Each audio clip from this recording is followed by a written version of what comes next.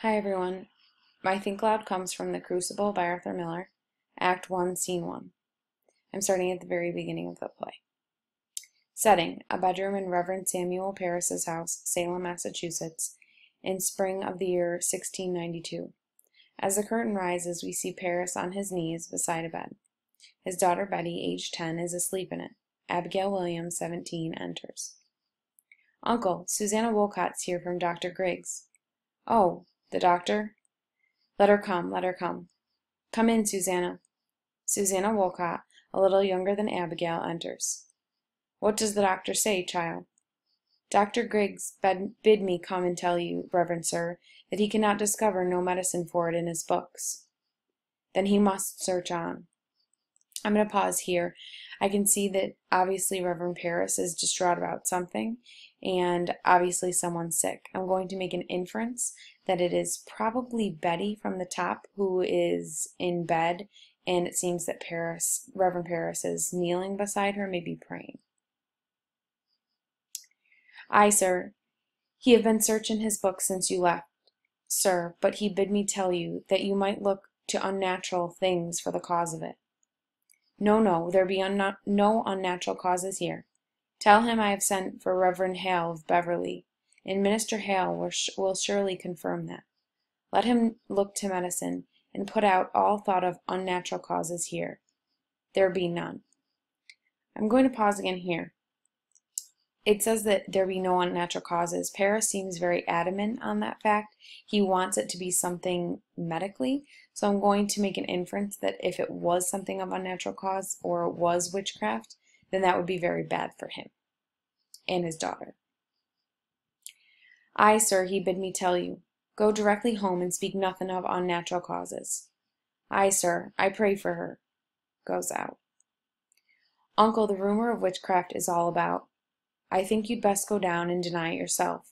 The parlor's packed with people, sir. I'll sit with her. And what shall I say to them? That my daughter and my niece I discovered dancing like heathen in the forest? Uncle, we did dance. Let you tell them I confessed it. But they're speaking of witchcraft. Betty's not witched. I'm going to pause here because that just confirmed my inference. It says Betty's not witched. So obviously something has happened to Betty where they think that that's a possibility. Based on my prior knowledge of the Salem witch trials, I know that that would have been very bad for Betty to have been witched. And if someone had been convicted of that, I know that they would have been hung for that. Abigail, I cannot go before the congregation when I know you have not been open with me. What did you do with her in the forest? We did dance, uncle, and when you leaped out of the bush so suddenly, Betty was frightened, and then she fainted. That's the whole of it. Child, sit you down. Now look you, child, if you traffic with spirits in the forest, I must know of it, for surely my enemies will, and they'll ruin me for it.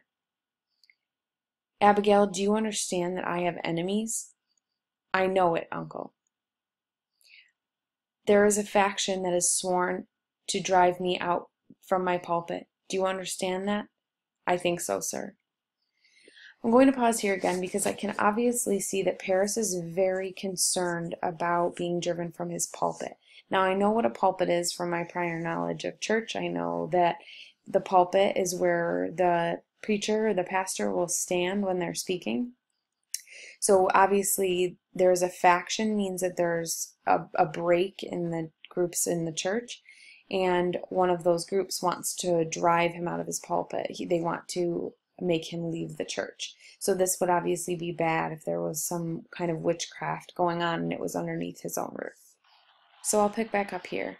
Do you understand that? I think so, sir. Now then, in the midst of such disruption, my own household is discovered to be the very center of some obscene practice. Abominations are done in the forest. It were only sport, uncle. I saw Tituba waving her arms over the fire when I came on you. Why were she doing that? And I heard a screeching and a gibberish coming from her mouth. I'm going to pause here. I'm wondering who Tituba is. It says that she was screeching and gibberish was coming from her mouth. So he must be afraid that this is where the witchcraft came in. She always sings her Barbados songs, and we dance. I cannot blink what I saw. Abigail, for my enemies will not blink it. And I thought I saw someone naked running through the trees. No one was naked.